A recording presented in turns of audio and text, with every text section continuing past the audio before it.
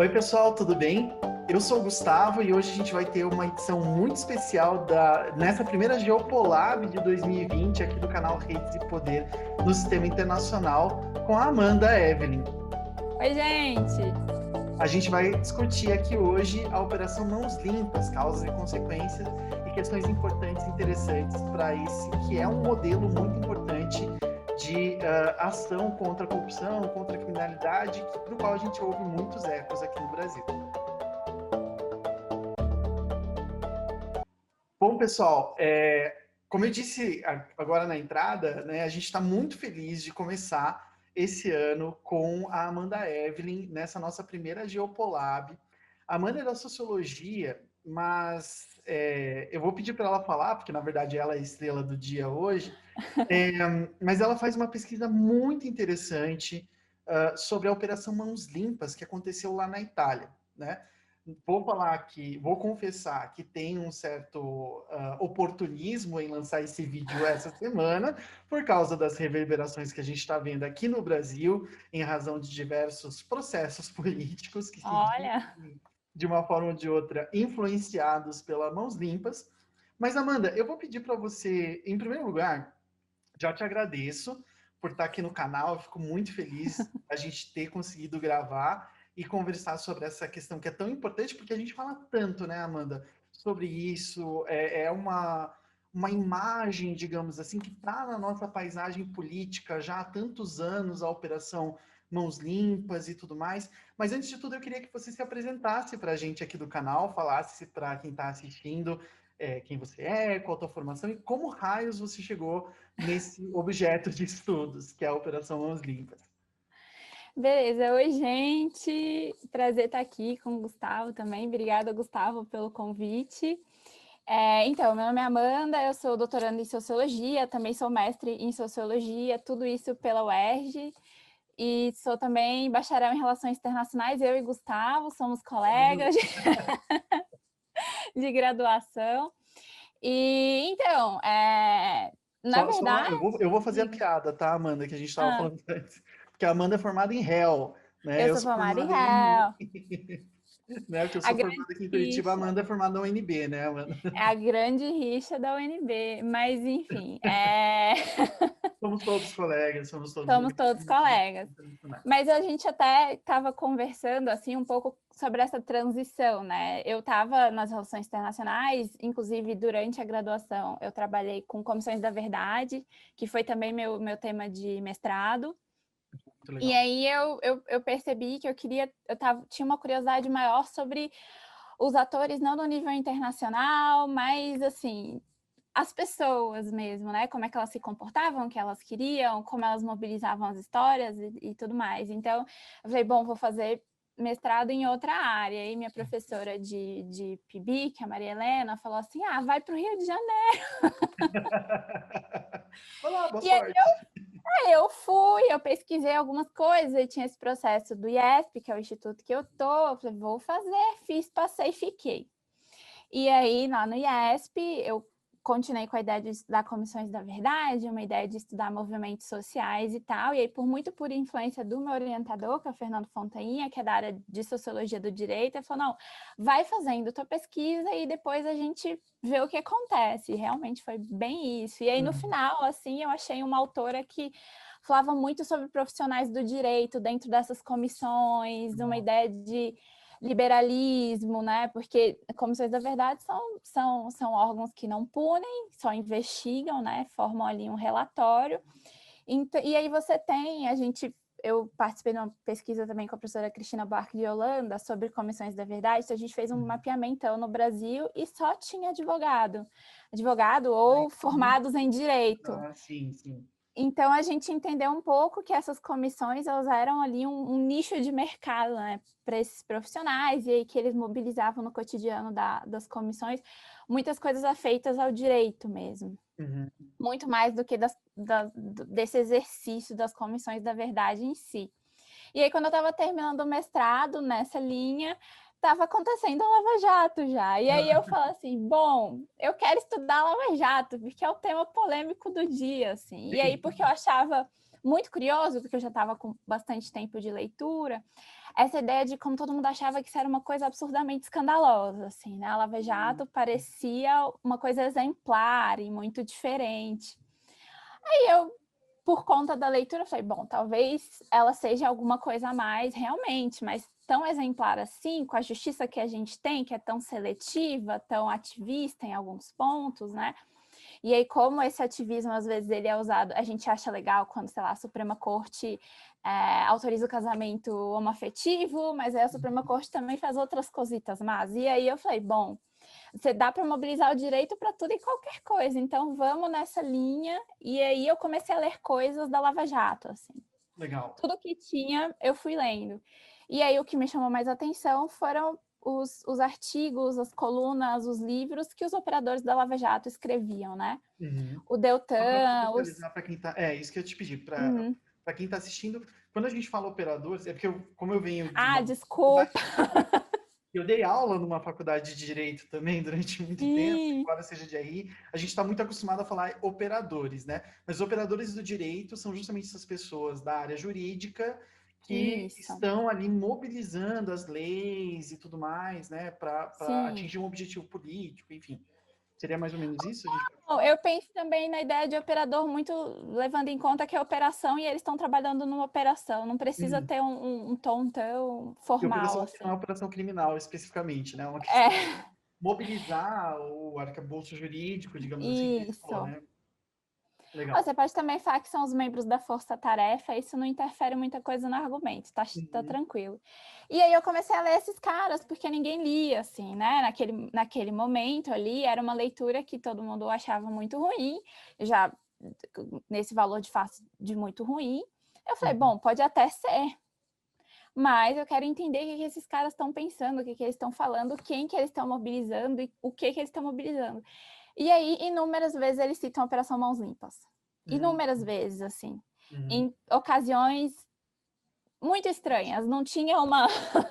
Não era uma coisa assim, bom, é só nisso que eles citam. Não, eles citam como modelo, eles citam como um elemento de justificação, eles citam como um alerta, né? É muito frequente isso, tipo, cuidado para não acontecer o que aconteceu na Mãos Limpas. E aí eu ficava, mas o que aconteceu na Mãos Limpas?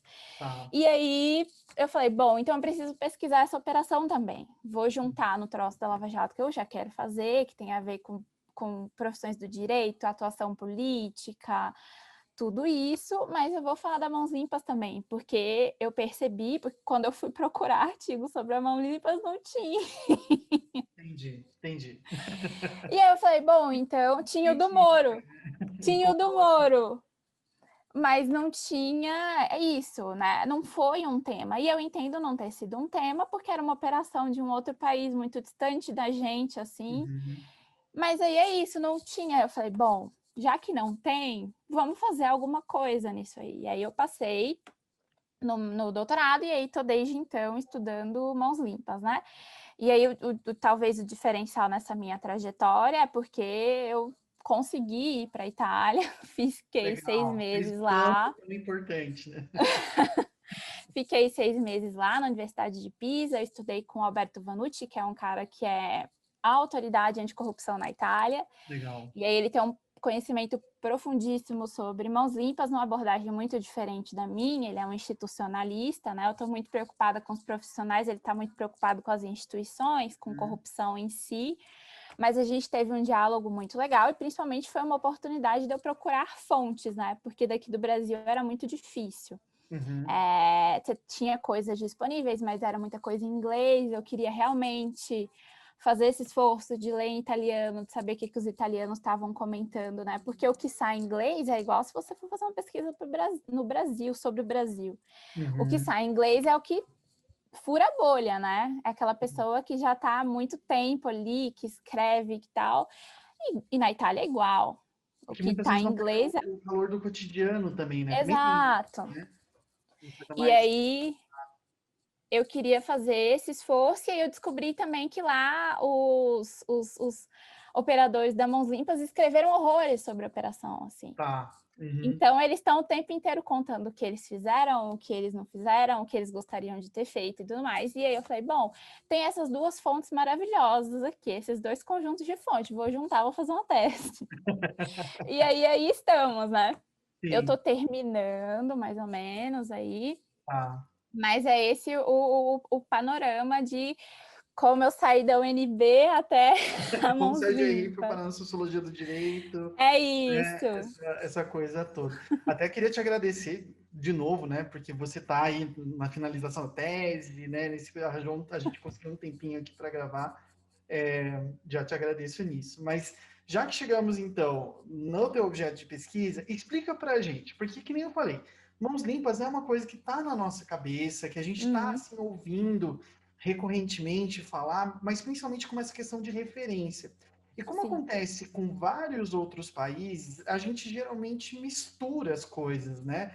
Então, mãos limpas, Berlusconi, máfia. Explica pra gente o que foi, de quando a quando que aconteceu, porque, como a gente estava conversando antes, esse recorte temporal, ele é bem importante para vários Poxa. aspectos, né? Tem a ver com máfia, não tem a ver com máfia? Explica pra gente a mãos limpas. Beleza, então vamos lá. A gente tem. A Mãos Limpas, ela é uma operação policial, tá, gente? Policial, judicial, enfim.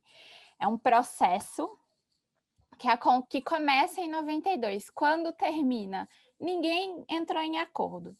A atenção da mídia diminui drasticamente em 94, mas Hum, os processos em si, eles vão até mais ou menos 2002. Porque você tem, como tem no Brasil, várias instâncias recursais. Então, a galera entrando com recurso, isso vai ser uhum, julgado, e por aí vai bastante tempo. Aparentemente, pelos relatos que a gente tem, assim, acesso, ela termina efetivamente o último processo em 2002. hum, Mas, em 2002, ninguém mais está falando de mãos limpas, assim, em operação, né? Está sim. falando de outras consequências do processo.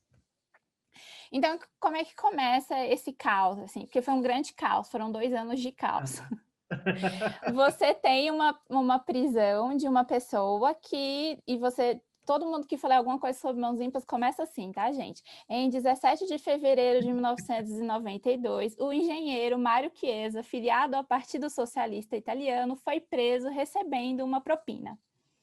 E aí tem até uma brincadeira que volta e meia dizem que é uma lenda urbana, mas não é, isso está no depoimento do Chiesa, que além das notas marcadas, que eram as notas que a Procuradoria tinha marcado, entregue para um empresário que vai pagar essa propina, e aí o Mário Chiesa é preso em flagrante, o Chiesa joga um monte de nota de lira, você ainda era a lira italiana, a moeda, no vaso sanitário da descarga.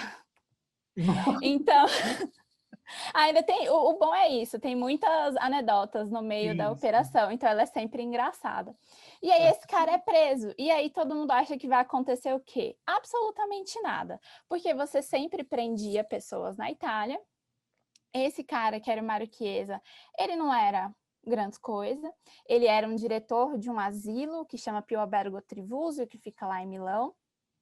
Que hoje, na verdade, ele é um grande complexo. Tem creche, tem asilo, tem hospital. Uhum. E aí, ele era o diretor daquilo ali, só que essa direção era um cargo político, né? Era uma indicação política. E aí você usava esses cargos que eram indicação como trampolim para outras coisas. A ambição do Mário Chiesa era ser prefeito de Milão eventualmente. Uhum. E aí ele é preso, e aí é isso. Todo mundo acha que vai acontecer um total de zero coisas. E Uhum. aí o que acontece? Só que esse processo cai na mão de um cara, de um procurador, que chama Antônio Di Pietro. Ele é procurador. Na cobertura brasileira, às vezes chamam ele de juiz. Ele não é juiz, ele é procurador. Isso é bem. Essa questão das produções de cargo são muito importantes, né? Depois a gente faz o parêntese dessas diferenças, que é importante também. Mas, enfim, esse procurador, o Antônio de Pietro, ele é um cara de um perfil muito misto, assim. Ele era muito pobre, filho de agricultor. Ele faz a faculdade de Direito enquanto faz uns outros bicos, assim. Ele passa para a Uhum. magistratura. Ele é o princípio do concurseiro, tá? Ele passa em vários concursos até efetivamente passar para a magistratura, que Uhum. na Itália é um corpo de juízes e procuradores, e por isso normalmente tem essa confusão. Uhum. mas ele é procurador. E aí, ele, antes de ser procurador, o concurso imediatamente antes era de policial, ele era inspetor de polícia. Então, é um cara que está muito ligado em inquérito policial. E aí, esse processo cai no colo do Di Pietro. Só que o Di Pietro está há muito tempo vigiando o Chiesa, porque o Chiesa, ele é todo cheio das maracutaia. Tá. Ele tá há muitos anos sendo denunciado num jornal que ele recebe propina. E aí o Di Pietro, ele tem essa... Não sei o que é isso, se é uma paranoia, alguma coisa, e ele está sempre, enfim, guardando essas informações.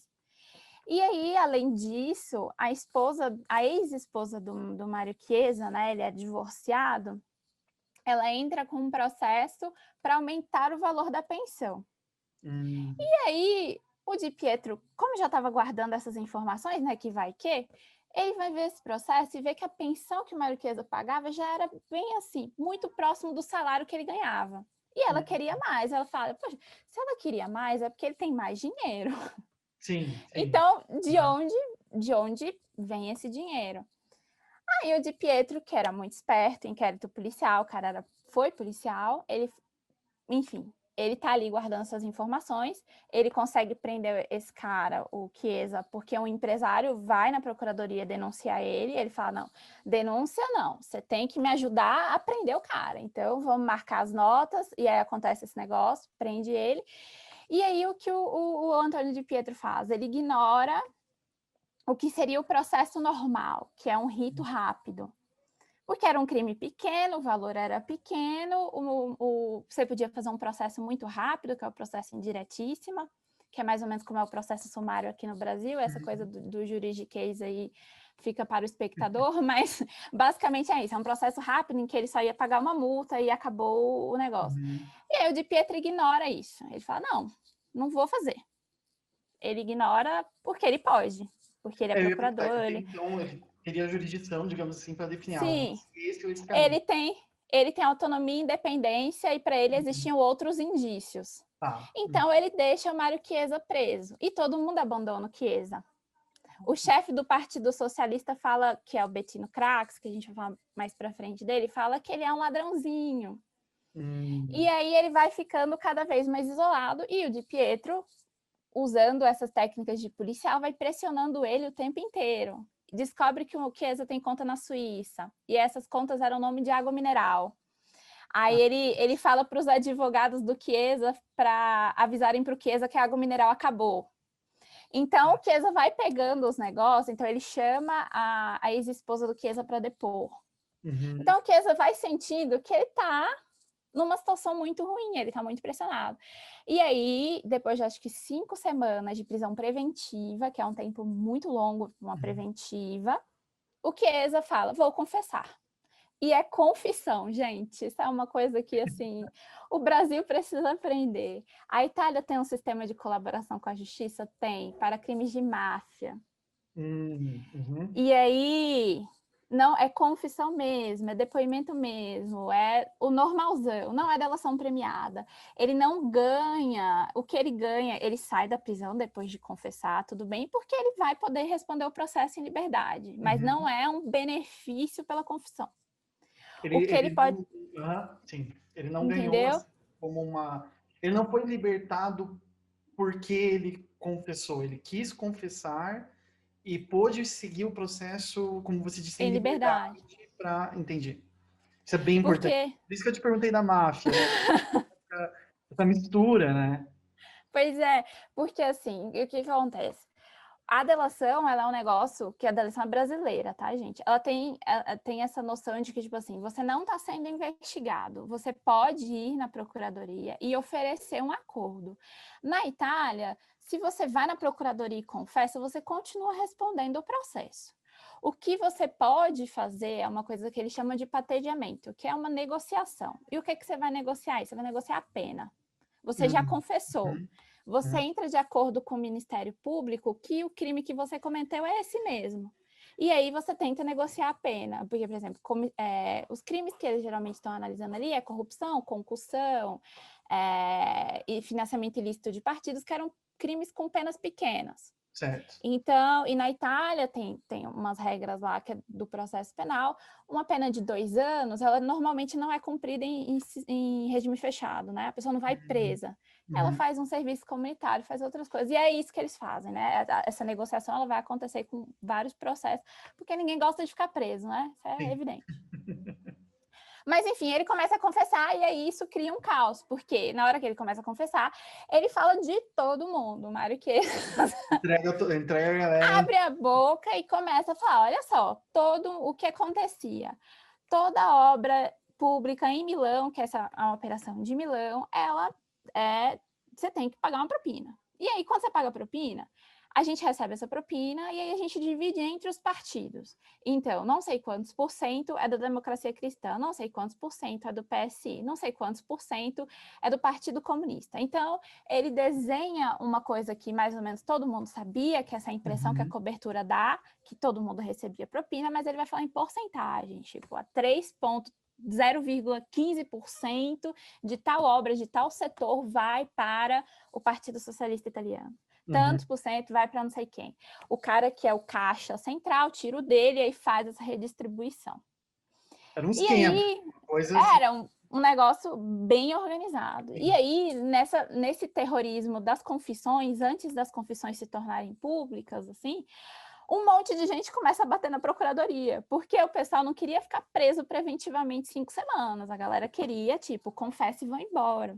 Uhum. E aí, para responder em liberdade, porque eles sabiam que eles não iam ficar muito tempo na cadeia, né? O lance era esse, eles não iam ficar. Então, eles não queriam que acontecesse com eles o que aconteceu com o Chiesa. Esse foi o terror, Exato. digamos assim. É Tá, isso. legal. Então, eles começam a ir lá, tipo assim, de dia e de noite confessar. Falam assim, não, roubei mesmo, paguei mesmo, mas me deixa ir embora daqui, que coisa. Sim. Aí os procuradores, você tem documento? Tenho, eles entregavam. Então, era um negócio muito assim. Foi assustador porque, por alguma razão que é inexplicável, assim, eles acharam que realmente estavam em perigo pela primeira vez na vida. Então, Ah, eles iam muito voluntariamente na procuradoria. E, lógico, a procuradoria começou a catucar tudo que tinha, né? Porque essa galera, esses procuradores, que são 3 principais, com Antônio de Pietro, Pier Camilo da Vigo e o Gerardo Colombo, eles estão há anos investigando corrupção. uhum. E aí, há anos, eles estão vendo as investigações serem brecadas por mudança de procuradoria, enfim, por várias questões, mudança legislativa. Então, eles falam, essa é a janela, Sim, vamos atacar. sim. E aí isso vira uma grande bola de neve. Então, por isso que você entra no caos. Porque, assim, você vai prendendo empresário, vai prendendo político, tem suicídio no meio da operação. Aí outras procuradorias na Itália também fazem meio que a sua força-tarefa mãos limpas. Aí começa a ter muito caos, assim, tipo, em Nápoles, você trocava os conselheiros inteiros da prefeitura, porque estava todo mundo denunciado por corrupção, aí vinha a galera nova, aí 3 estavam denunciados. Então, você tem essa rotatividade das lideranças políticas. E aí Esse é o isso cria... caos, né? E você É falou o que caos. é uma É o falta de caos. segurança, né? Enfim, uma falta de Exato. institucionalidade, inclusive, né? Legal. E aí, essa primeira grande fase, o grande alvo, assim, eu falo alvo, gente, não é porque os caras combinaram de fazer isso, mas aí você... Às vezes até combinaram, mas está fora da nossa esfera empírica, não tinha Telegram naquela época. Mas aí você tem esse primeiro grande alvo, é o Bettino Craxi, que é o secretário do Partido Socialista Italiano, porque, enfim, a base do partido é Milão, a procuradoria é em Milão, Chiesa, o primeiro preso, era do Partido Socialista. Então, eles falam, e o Chiesa fala que o Craxi sabia das coisas que aconteciam, ele ajudava a coordenar, então eles estão ali no esforço de provar que o Craxi efetivamente participou desses desvios, né? Uhum. E aí eles vão conseguir, né? Até ali entre 92, 93 e 94, eles conseguem provar que o Craxi estava envolvido, mas não sem uma maravilhosa anedota italiana, né? O Craxi era deputado na época, então ele faz um discurso na Câmara falando que todos os partidos italianos eram financiados com recursos ilícitos. E que se tinha algum deputado naquele lugar que não tivesse recebido recurso ilícito, era para sair. E ninguém sai. Então, o Craxi ele confessa em rede nacional que roubava dinheiro. Assim. Uhum. E lógico que depois, né, ele confessa, mas ele não quer ser preso. Ninguém quer, novamente, ninguém quer ser preso. E aí tem esse grande negócio que, lógico, eles não podiam prender o Craxi nem preventivamente nem nada, porque ele era político. Na Itália você não prende político assim. Você passou a poder prender, mas durante a operação não. Então, você tinha que ter uma autorização do parlamento para investigar essas pessoas, e aí essa autorização para investigar o Craxi, acho que ela só sai em 94. Mas, enfim, o Craxi, ele vai indo da negação à assunção o tempo inteiro. Ele fala que não é ladrão e depois fala que é ladrão. E aí, essa é uma história confusa, né? Então, ele vai ser o grande primeiro alvo. Ele chega a ser... Ele não é preso, tá? Ele morre antes de ser preso, porque ele foge. Ele é foragido em Hammamed, na Tunísia, que ele tinha uma casa lá, uma boa relação com o governo. Ele prefere fugir a ser preso. E aí tem uma disputa dessa memória também do Craxi, né? Porque, enfim, o cara foi um grande estadista também, isso é inegável. E aí, o segundo grande alvo da operação é o Silvio Berlusconi, que normalmente o grande problema é que a gente esquece a segunda parte da operação. Tá todo mundo pensando muito nessa parte do início, até quando o Craxi tá aí sofrendo a maior pressão e o Berlusconi entra por poder. Só que o Berlusconi está sendo investigado desde 92. Só que o Berlusconi, ele é um empresário que é dono de praticamente tudo na Itália, né? Veículos de comunicação, editora, jornal. Então, você não pega um cara Ele é do desse... norte também, não é? O Berlusconi? É, Da região ali de Milão, justamente, né? de Milão também. E aí Legal. você não pega um cara desse de calça curta, entendeu? Não tem como. Então, eles estão o tempo inteiro tentando melhorar o processo do Berlusconi, né? Basicamente é isso. Chegam a prender o irmão dele. E aí é muito curioso, porque o irmão dele confessa, não, eu paguei propina mesmo, mas o Silvio não sabe de nada, porque o Silvio é a cabeça criativa do grupo. Ele não se envolve nos negócios. E aí é estranho, assim, entendeu? Não é, eu tô fazendo piada com a realidade brasileira, não, tá, gente? Mas é porque, assim, e o Silvio, ele vai ser acusado de uma infinidade de coisas durante toda a vida dele, inclusive, né? Não só de corrupção, mas de tráfico de drogas, de envolvimento com a máfia, enfim, ele é um cara realmente problemático. E aí eles começam essa investigação contra ele, e aí é o momento que a operação ela vai realmente se enfraquecer bastante, porque o Silvio está no governo, ele começa a impor várias mudanças legislativas, e aí essa operação vai sendo meio que abafada, ela continua, o Silvio vai ser condenado em vários processos, mas é isso, alguns ele é condenado, mas já prescreveu, alguns ele é condenado, ele cumpre serviço, perde direitos políticos por um tempo, ou então faz serviço voluntário, né, essas coisas. Mas o Silvio, ele é um cara condenado, ele não é... A Operação Mãos Limpas não deixou de condenar Silvio Berlusconi, isso é muito importante. Certo. Mas é isso, né? Um pouco essa ideia de que todo mundo recebia, obviamente, vai gerar um constrangimento nas lideranças políticas. Porque você fica todo mundo meio que desmoralizado, né? É evidente. E aí o Berlusconi, muito espertamente, muito bem aconselhado pelo Bettino Craxi, funda um partido político que é o Força Itália. E aí ele ganha as eleições. Porque ele era um cara, assim, dependendo do seu gosto pessoal, ele era um cara que era de aparência bacana, usava base desde aquele tempo, ele é muito maquiado, acho muito curioso isso. Carismático também. Ele é carismático, ele fala bem, ele é charmoso, ele é riquíssimo, riquíssimo. E ele mesmo fala dentro dos ciclos dele que ele vai entrar para a política para se livrar do processo. Ele não se livra totalmente, mas tem esses problemas que também acabam desmoralizando a própria... acaba desmoralizando a própria, enfim, magistratura, né? Que não conseguiu. O Silvio foi condenado diversas vezes e também foi o governo mais longínquo da Itália, que é um país parlamentarista em que os governos duram pouquíssimo. A gente está falando de um país que nos últimos meses teve o quê? Várias crises constitucionais e políticas. Exato.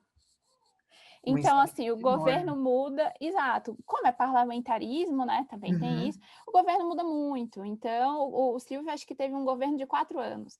Ele, depois do Mussolini, foi o governo que mais ficou mais tempo. 4 anos. Importantíssimo, né?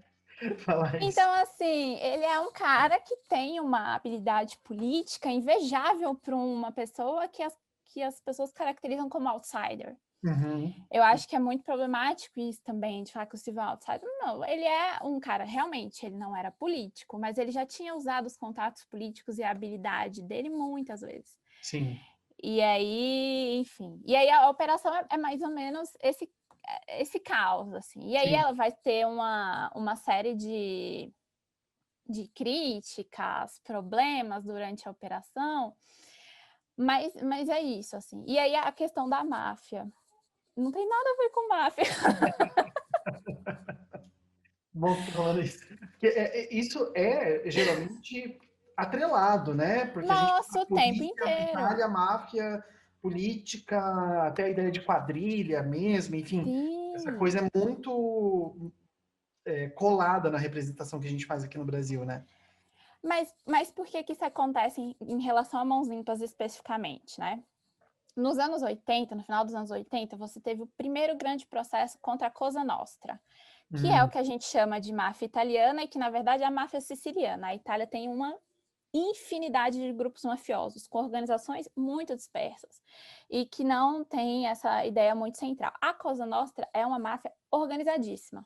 hum, Ela tem uma comissão que se reúne para decidir quem vai ser assassinado, quem vai ser, enfim.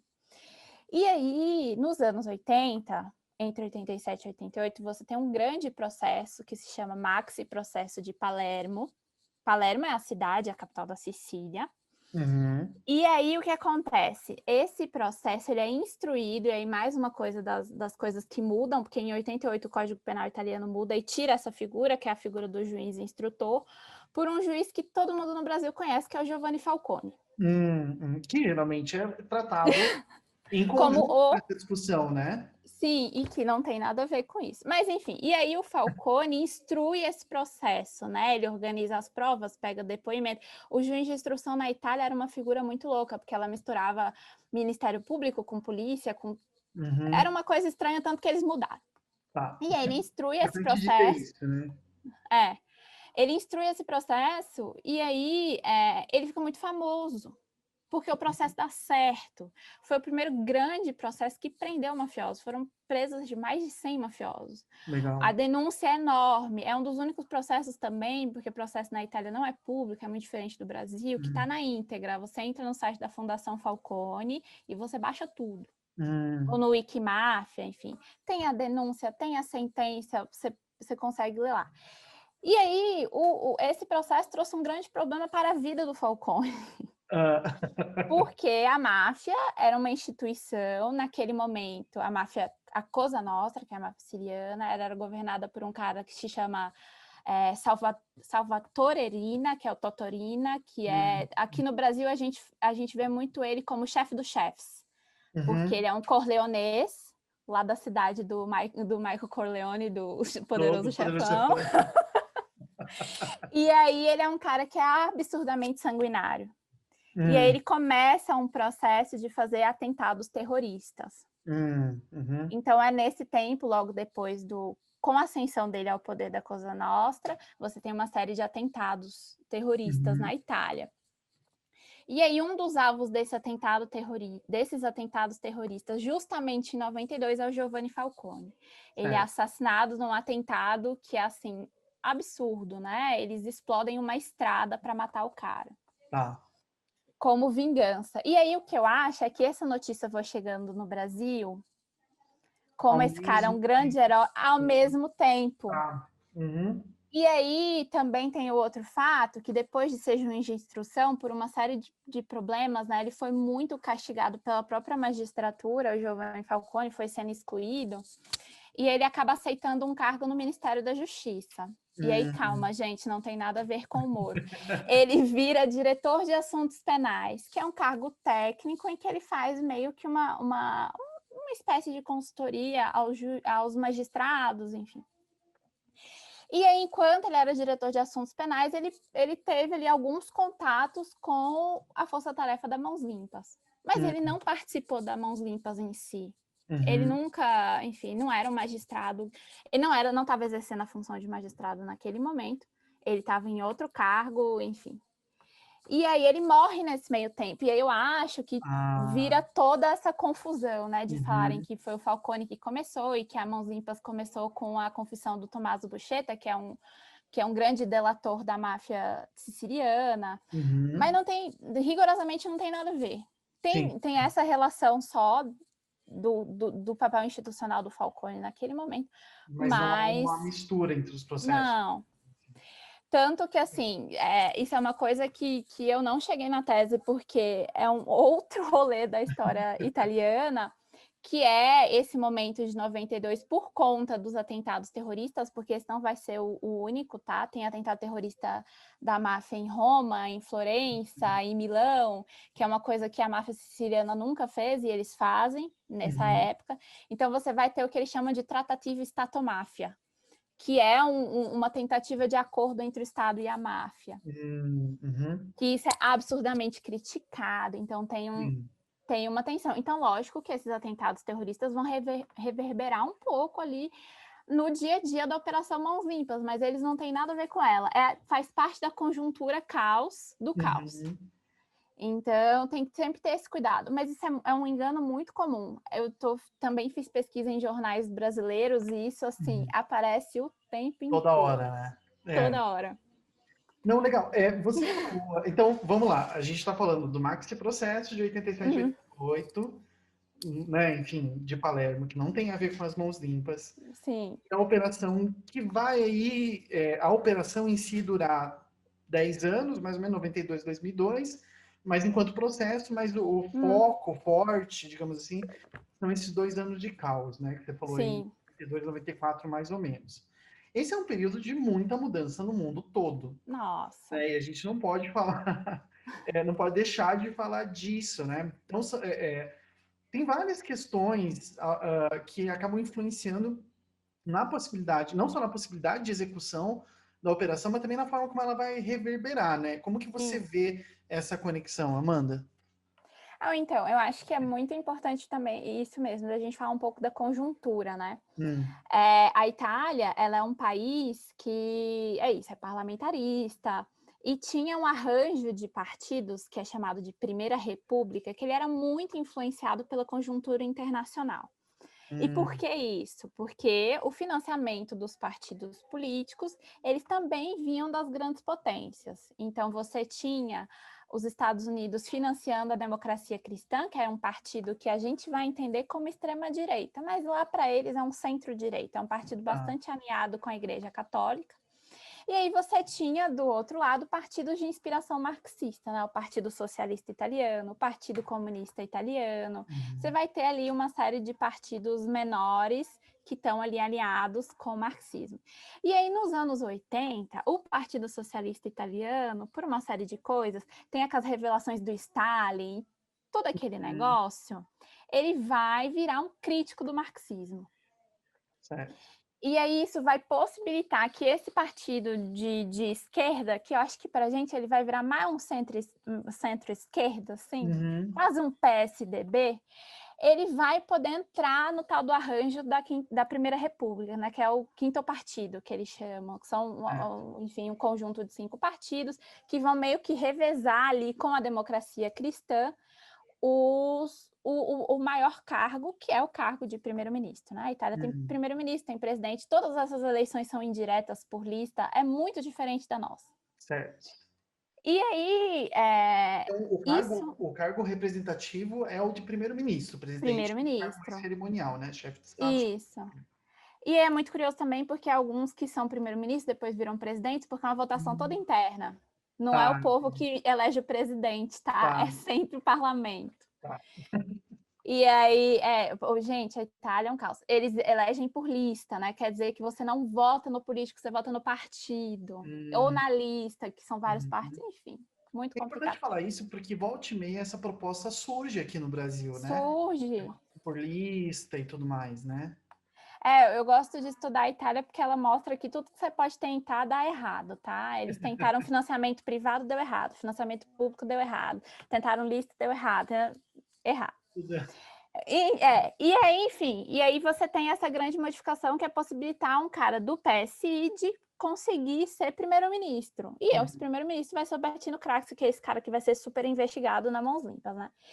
E aí você tem uma conjuntura muito desfavorável para a Itália de maneira geral. Você tem a crise política, que é um dia a dia do italiano, tá? Eles vão falar hoje que eles estão em crise política, amanhã tem crise política também, todo dia tem crise política por lá. E aí você tem crise econômica, você tem essa falta de dinheiro dos partidos de fora, e aí eu tô falando o que eles estão falando nas confissões, tá, gente? Se é verdade ou não sabemos. Mas aí eles falam que a ausência desse recurso de fora, esse recurso estrangeiro, faz com que os partidos tenham que se empenhar em conseguir financiamento interno. E aí como eles fazem isso? Através de propina. Como eles têm uma distribuição ali de cargos públicos, né, cargos comissionados, então eles vão colocando pessoas, e aí para você prestar serviço para a administração pública, além do contrato em si, você tem que pagar uma propina, e aí isso que vai meio que azeitando os partidos políticos, né? Certo. Eu acho Eu acho bem bem interessante isso, bem problemático, porque isso é muito representativo. A gente, geralmente aqui do Brasil, a gente que é de réu ou de RI, a gente observa meio que, tem a OTAN, então todos os países da Europa funcionam meio que da mesma maneira. Mas não é bem essa a realidade, né? Porque a gente tem esses países como Áustria, como Itália, como Turquia, cuja política interna na época da Guerra Fria era muito determinada também por essas superpotências diferentes da França, diferentemente da Inglaterra, né? Mesmo a própria manutenção do fascismo na Península Ibérica, enfim, né? Tem toda essa lógica. E aí seca, né? Esse financiamento, e você estava falando justamente desse momento de propina, né? Então, a forma de manter o financiamento é por meio dessas atividades, digamos assim. Enfim, eu acho um negócio muito problemático, mas são o que eles estão falando, assim, né? É isso. Então tem essa influência desse contexto, né? Cai o muro, o financiamento acaba, eles têm que se virar, começam a buscar propina. E aí tem um outro fator também internacional que eu acho que é interessante falar dentro da Mãos Limpas, que é a questão da cooperação internacional.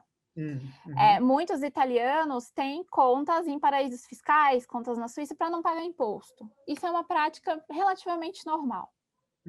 E aí, entre essas contas, tinha muitos políticos, empresários, que tinham conta na Suíça, principalmente, para não pagar imposto.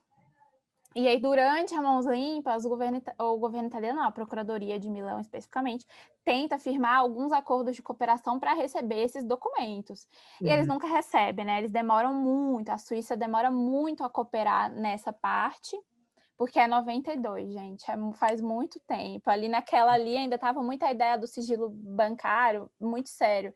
Tem umas discussões no Brasil sobre sigilo bancário, por exemplo, você não quebrava sigilo bancário em 92. Olha só. Pois é, e aí tem esse grande problema. E aí, o que eles falam, né, os procuradores da Mãos Limpas? Bom, então a gente sabia que as contas existiam, porque você consegue identificar. Você não tinha os extratos, né, as movimentações, mas você sabia quando, por exemplo, esse dinheiro pingava na Itália, as contas de outras pessoas, e aí você conseguia rastrear o depósito, de onde veio? Veio de tal conta. Então, a gente conseguia essa ideia, mas a gente precisava que a pessoa falasse, que primeiro isso, confirmasse meio que a conta era dela, e falasse por que esses pagamentos estavam sendo feitos por essa conta. Aí fala, então a gente prendia o pessoal e deixava eles ficarem tão pressionados que eles falavam, assim. Então, eles culpam essa ausência da cooperação internacional, em parte, né, enfim, como uma explicação aí dessas prisões muito longas, porque elas eram longas mesmo. Então, acho que esses dois pontos, assim, falando de conjuntura internacional, são importantes, assim. Não, E muito aí legal. também foi mal, Gustavo. Não, pode falar, vai lá. Mas aí também tem uma... Rola a teoria da conspiração também da atuação da CIA, tá, gente? Não é só no Brasil que tem isso, não. Isso aparece... o envolvimento da CIA para derrubar o Partido Socialista Italiano, não sei o quê. Isso aí tá lá, os apoiadores do Craxi falam isso até hoje, assim, mas não tem, a gente realmente não tem, tipo, não tem documento, não tem nenhum rastro E aí sim. o problema está nisso, né? Você não tem, o Di Pietro, que é um dos procuradores, visitou a embaixada, mas você não tem mais do que isso, você não tem, né? E Sim. aí fica complicado de falar. O que eu sei é que realmente você teve muitos momentos de cooperação jurídica internacional da CIA com a Itália, principalmente na questão da máfia, né? Porque as máfias italianas, elas estabeleceram atividades ilícitas nos Estados Eles Unidos que atuavam tinham... criminalmente no território americano, então É, tinha uma, né, uma... então você tinha ali essa conversa, mas em corrupção em si, você não tinha isso. Se tinha, ficou para Deus, gente, assim, foge do que a gente sabe. E aí o lance mesmo ali era mais a questão da Suíça, dos paraísos fiscais. Os Estados Unidos está muito fora ali dessa discussão. Não, legal. E acho que eu quero aproveitar justamente esse ponto aí, Hum, porque você falou, né? Eles conseguiam identificar os extratos, tinha o processo, claro, tinha o faro, como você disse, né, de Pietro, né? Tinha o hum, faro porque ele era policial antes de ser juiz, então ele tinha uma aproximação. Mas deixando um pouquinho a geopolítica de lado e entrando na geografia das coisas, hum, uma técnica, tem uma tecnologia muito importante aí que gerou justamente esse caos, né? Porque você estava falando para a gente aí no comecinho, antes da gente começar a gravar, que a Mãos Limpas ela tem um papel tecnológico importante, né? Porque a gente, de fato, né, 92, 94, a gente está falando já de computadores, de PCs, né, de desktops, computadores pessoais, não os notebooks que a gente tem hoje, aham, mas computadores que não. Meu pai trabalhou na Receita Federal, ele falava que na década de 80 tinha computadores, mas você precisava de uma sala inteira sim. para fazer uma conta matemática. Né? 90 a gente já está falando de computadores cada vez mais acessíveis, principalmente para governos. A Microsoft começa a vender cada vez mais os desktops dela para governos, que é de onde vem a grana do Bill Gates, principalmente, né? E você tem aí uma certa disrupção tecnológica, né, na Mãos Limpas. Você pode falar para a gente disso? Posso, claro. Então, uma das coisas que, além da habilidade policial do Di Pietro, ele era muito bom de computador, assim, ele era muito bom de informática. Lógico que a gente está falando, gente, de 92, tá? 92 disquete, 92, sabe? Bem, bem, Não, bem, não bem tem internet primitivo. ainda. A internet acho que chegou em É, 7, meio é um de... negócio bem Ah, primitivo, rudimentar. Só que facilitava muito a vida, porque você podia procurar os processos.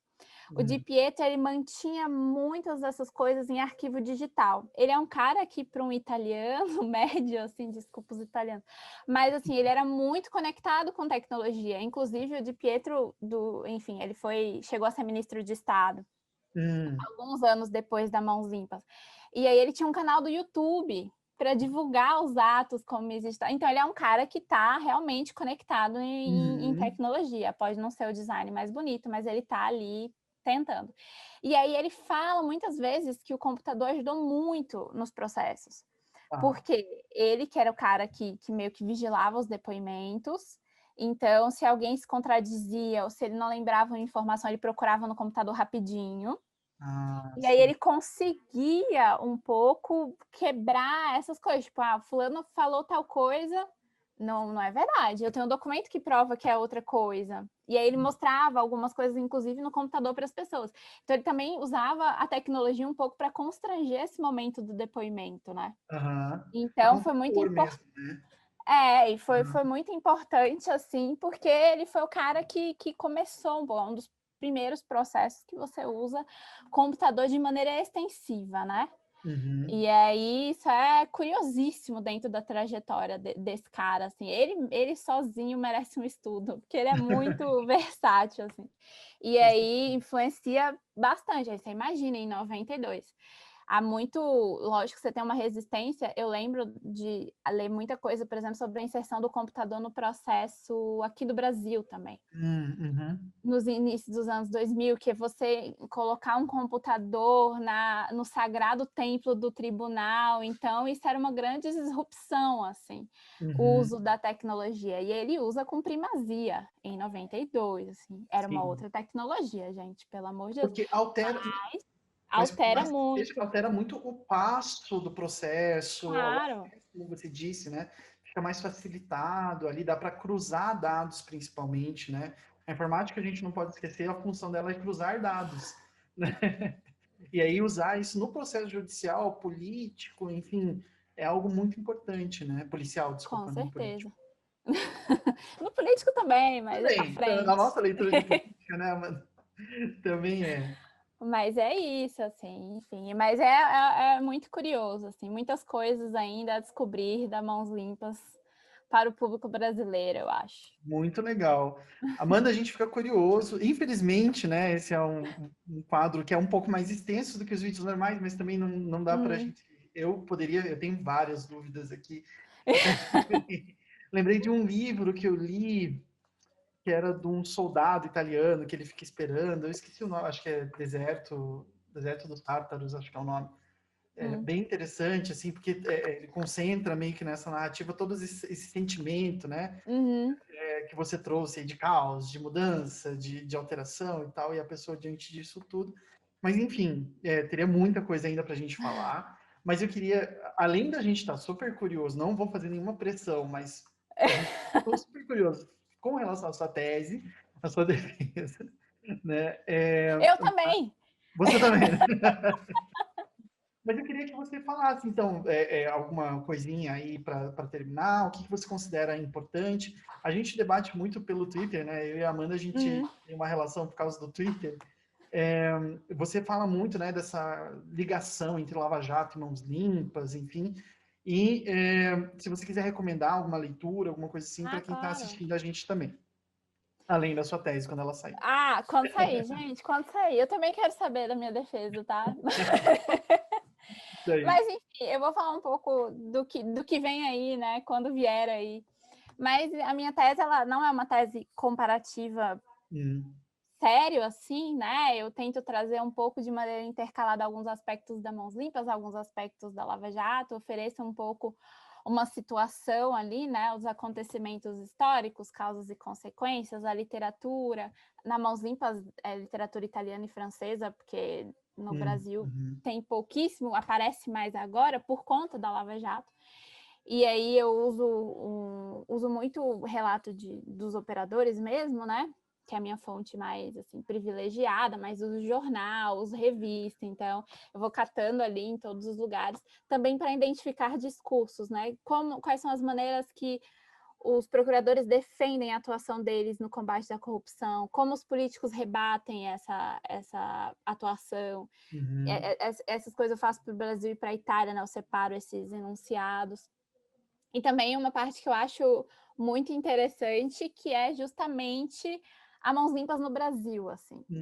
Porque Legal. eu fui fazer uma pesquisa com jornal, eu uso 2 jornais, tá, gente? Porque eu sou só uma. Quando eu tiver mais Tanta gente coisa para já. trabalhar comigo, eu faço mais.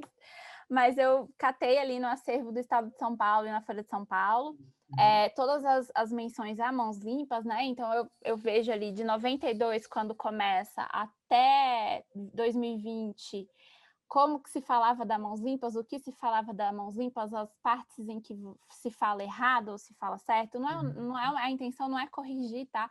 É só mais uma tentar entender como é que essa operação ela vai ser mobilizada ao longo do tempo mesmo. Legal. E aí a primeira grande confusão ali é a coisa do juiz, o magistrado. Porque na Itália, o magistrado é uma carreira, a magistratura é uma carreira que congrega juízes e procuradores. E você passa, todo mundo faz o mesmo concurso e pronto, né? Tem uma escola, mas não é obrigatório. Então, e aí depois você se subdivide. Você escolhe se você quer ser juiz ou se você quer ser procurador. Juiz é o cara que julga, procurador é o cara que está lá na investigação, né? Na parte da investigação e instrução dos processos.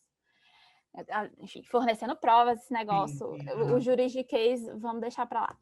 E aí eles podiam, você pode, tá, ao longo do tempo, na tua carreira, você, começou procurador, não gostei. Quero Hum, ser juiz julgador. Pode, você vai para juiz julgador. tá, Normalmente eles fazem um rodízio, assim, né? Você era tá, procurador na área criminal, aí eles botam você na área de família, assim, como juiz. tá. Eles tentam Sim, sim. fazer um. Não é isso, o cara é procurador num processo e julga o mesmo processo, tá, gente? Pelo amor Sim, de Deus, sim. tem umas diferenças ali. E aí também tem um pouco isso, porque acho que com a Lava Jato se falou em alguns artigos, algumas coisas, sobre um processo de italianização, né? Dessa Uhum, junção do juiz uhum. e procurador. E aí tem um detalhe institucional que não é um detalhe, porque na Itália você tem, cada processo tem no mínimo 5 juízes. Tá. Vai lá. Eu Aí vamos anotei, lá. inclusive. Você tem o juiz de investigações preliminares, que é o juiz que vai autorizar a busca e apreensão, o juiz que vai autorizar a preventiva, que vai autorizar essas fases mais iniciais do processo. Uhum. Aí, quando essa fase investigativa ela meio que se esgota, você vai para o juiz de audiência preliminar, Hum, que é uma audiência em que se decide se o processo vai para frente ou se não tem uhum. processo. Certo. Então, aí outro juiz, outra pessoa, totalmente diferente, tá? Não é o mesmo. Não é uma junta, são Não, etapas do processo. são Tem um juiz etapas do aqui, um processo. juiz aqui. Tá, entendi. Aí, pronto. Aí o juiz de audiência preliminar diz, não, aqui tem um processo. Partiu é Uhum. nós. Aí, em alguns processos ele instrui, isso vai depender da área do direito, né? Sim. Fazer a instrução, que é apresentar, formatar o processo de maneira judicial. A instrução é mais ou menos isso. Uhum. Os meus juristas vão dizer aí. E aí você vai ter o julgamento. E o julgamento é feito por um colegiado, são no mínimo 3 pessoas. Tá. E aí são esses 3, que é o colégio, que vai ali ouvir os procuradores, as testemunhas, não sei o quê, tananana, e fazer a decisão. Uhum. Então, tudo bem, é a mesma carreira? É a mesma carreira. Mas aí eles colocaram uma série de obstáculos institucionais. Se funciona realmente, só Deus sabe, Sim. porque isso precisa de um outro nível de pesquisa empírica que eu não dei conta de fazer, tá, gente? Todo Uhum. mundo tem suas Claro. limitações. E aí, só que é isso, como todo mundo é chamado de magistrado, normalmente no Brasil se chamava todo mundo de juiz. Ah, Porque aqui entendi. a magistratura é só o juiz Sim. julgador. E Uhum. aí, nossa, todas as matérias falam juiz, tá, gente? Não é. Acho que só as mais recentes que falam efetivamente procurador, mas eles sempre foram procuradores. As Sim. estrelas italianas são sempre procurador. O juiz ninguém sabe quem é. No Tá. Brasil, Uhum. acabou se associando muito o Moro como se ele fosse um procurador Sim, para os sim. italianos, assim, né? Sim. Tem isso, assim, essa coisa da máfia que a gente já conversou, né? De que não tem nada a ver, mas tem essa influência, a influência até no sucesso, né? Porque você mata um magistrado destruindo uma estrada, Uhum. quer dizer que o magistrado está fazendo um bom trabalho, né? Ele está cutucando ali Sim. alguma coisa. Então vamos confiar nesses caras de Milão, eles sabem o que fazer. Então tem uma coisa moral ali, um apoio público, né? Que vai ser dispensado. Sim. E aí a tese tá aí, todas as coisas. E aí sobre leituras, todo mundo fala de consequências políticas, eu não sou muito boa de consequências, eu não sou muito boa não, eu conheço consequências políticas, Aham. mas é porque eu acho que a Itália mudou muito de 92 para cá. Ah, legal. Uhum. Berlusconi tenha continuado, tenha vindo do poder, você tem hoje forças muito mais à extrema-direita que o Berlusconi. Uhum. Como o Fratelli d'Italia, que é um partido Irmãos da Itália, que é um partido bem extrema-direita. Você tem o Matteo Salvini, que é um cara que é muito mais parecido com o Bolsonaro do que o Berlusconi. O Berlusconi hoje é um PSDB, assim, ele é um João Uhum. Dória Uhum.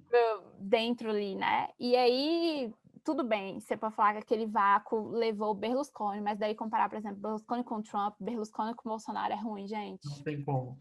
Eu acho complicado. Eles são pessoas que realmente mudam, né? Não o Bolsonaro, porque o Bolsonaro sempre foi político, Uhum. mas eles mudam um pouco, só que o Berlusconi já aprendeu a fazer política. Ele é um cara Uhum. de aliança, ele é um cara sabe, de mobilização, ele já manjou política, manjou muito Uhum. rápido. Sim, sim. Então, para mim é difícil lidar com ele como um outsider, assim. Então, é isso, eu falo muito mais dos processos em si. E aí, sobre leituras. Tem uma editora de Curitiba, inclusive, eu acho, é Porto Alegre, mas isso aqui é do Sul, que publicou um livro que chama Operação Mãos Limpas, a verdade sobre a operação que inspirou a Lava Jato. Esse livro, apesar da capa ser um design meio feio, e apesar do prefácio do Moro, que não é ruim, esse talvez seja um texto que ele até escreve bacana, ele é um dos relatos jornalísticos mais completos sobre a Mãos Limpas. Que legal. É um calhamaço de 900 páginas, ele é enorme, mas ele é de autoria do Marco Travalho, Peter Gomes, e Gianni Barbaccetto. São 3 jornalistas investigativos muito bons, que vão ali realmente num trabalho extensivo de notícia. É um livro que, obviamente, esses caras são amigos dos procuradores, tá? Eles têm uma relação muito boa com a magistratura. Mas é um livro que busca apresentar as contradições da operação, legal, né? Todos esses problemas. Então, ele é um livro que vale a pena. Se a pessoa quiser, claro, conhecer, aprofundar com profundidade a operação. Mas aí é isso, você vai ser bombardeado por tudo que acontece, assim. Sim. Porque é isso, ele vai falar da tratativa, né? Aquela coisa narrativa, né? Vai falar de tratativa Estado-máfia, de ataque terrorista, das eleições, dos outros processos. No final da Mãos Limpas, ali para 98, não sei o quê, vai ter inclusive um processo contra magistrados. Olha então, não estão envolvidos os magistrados da Mãos Limpas, tá? Mas vai ter todo esse negócio, vai ter as consequências, esses fenômenos políticos de depois. Então, é um livro bastante completo. Eu acho que é uma pena ele normalmente ser associado só aos operadores da Lava Jato, porque ele é um livro muito bom. Legal. Eu acho que é essa, e também desculpa, é porque eu lembrei do Alberto e usei esse sotaque horrível, mas tem um artigo do Alberto Vanucci, que é esse professor lá da Universidade de Pisa, que eu acho que é Controversial Legacy of Manipulity, que é um artigo sobre o legado controverso da Mãos Limpas, né? Dessas contradições de uma operação que investigou corrupção, mas teve como consequência uma sofisticação dos pagamentos de propina, né? O que o Alberto defende, o Alberto, a Donatella Della Porta, que é uma outra professora italiana, é que a corrupção da Mãos Limpas era uma corrupção centralizada, organizada, e aí depois da Mãos Limpas ela se tornou uma corrupção descentralizada. Então, certo. antes, você pagava propina para uma pessoa, porque essa pessoa era responsável por pagar o restante. Caixa, digamos assim. Ele era o caixa. E aí, depois, você começou a ter que pagar propina para todo mundo. Porque você não sabia mais quem era o caixa. Então, porque essa figura deixa de existir, porque eles sabiam, né? Se você pega o caixa, acabou o esquema de todo mundo. Então, eles fizeram essa redistribuição do papel. Então, você tem esse país que, enfim, gente, não é que parou de ter operação de corrupção na Itália, tem todo dia. Volta e meia alguém é preso, sempre acontece. A ação judicial não deixou de acontecer. Só que é isso, se você tem vários núcleos, fica difícil você desmantelar um sistema. Sim, você flexibiliza, né? E assim, eu acho que a gente tem que parar com a expectativa de que o processo judicial resolve coisas. O processo judicial, ele formata uma realidade para você permitir que seja julgado, né? Para descobrir um crime, para descobrir a autoria, todas essas coisas. Aí não resolve coisa. É a pandemia agora. Juiz não consegue leito na canetada. Você pode ter decisão judicial, não adianta. Se não tem leito, não tem. O juiz, ele não, como é que fala? Modifica a realidade na canetada, no processo. Sim. Então, a gente esperar que uma operação anticorrupção acabe com a corrupção, para mim, é muito irreal. Mas a gente analisa o que ela teve como resultado. E é isso. Você realmente teve uma sofisticação dos sistemas de pagamento de propina, de desvio, de tudo mais. Mas todo dia tem. A ação judicial ela não parou. Está lá. Então, é isso, assim. Eu acho que essas duas leituras são bem, bem legais, assim.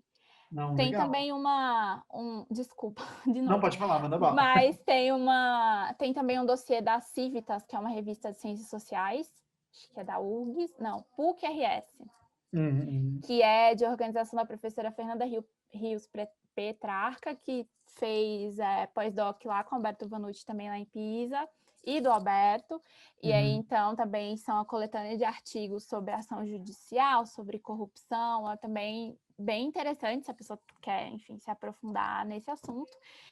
E se Deus quiser, vem aí a minha tese, né, que eu espero que ajude ao menos, tire esse desconforto da única fonte no Brasil ser o artigo do Moro, gente. Apenas isso, assim. Se isso acontecer, já estou contente.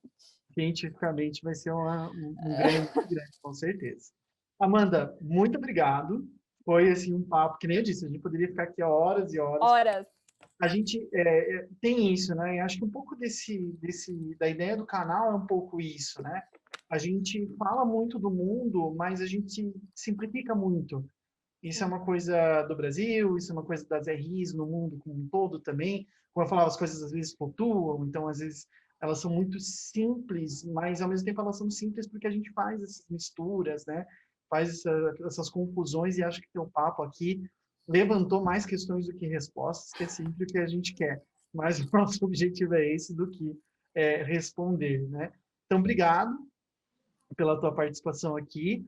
Pessoal, espero que vocês tenham gostado tanto quanto eu desse encontro e desejo para vocês todas e todos um bom final de semana. Fiquem bem, fiquem seguros. A gente está aí no meio de uma pandemia, então fiquem em casa. A coisa está desesperadora, estamos em colapso e nós nos encontramos então aqui no canal na próxima quarta-feira. Até mais, É pessoal. isso. Beijos também. Agradeço a oportunidade. Gente, sigam o canal, se inscrevam, divulguem para os amigos, E é não de pedi para a graça. Amanda fazer isso, viu? Não pediu, tá? Não tive cachê para isso, mas é isso. Se inscrevam, ajudem, porque esse trabalho de divulgação científica é muito importante. A gente está aí sempre tentando atingir outros públicos e tudo mais. Então, Gustavo, parabéns também pela iniciativa. E estou sempre aí disponível, né? Para outras conversas, outros papos, outras situações. E é isso. Um beijo também. Sigam o canal, se inscrevam.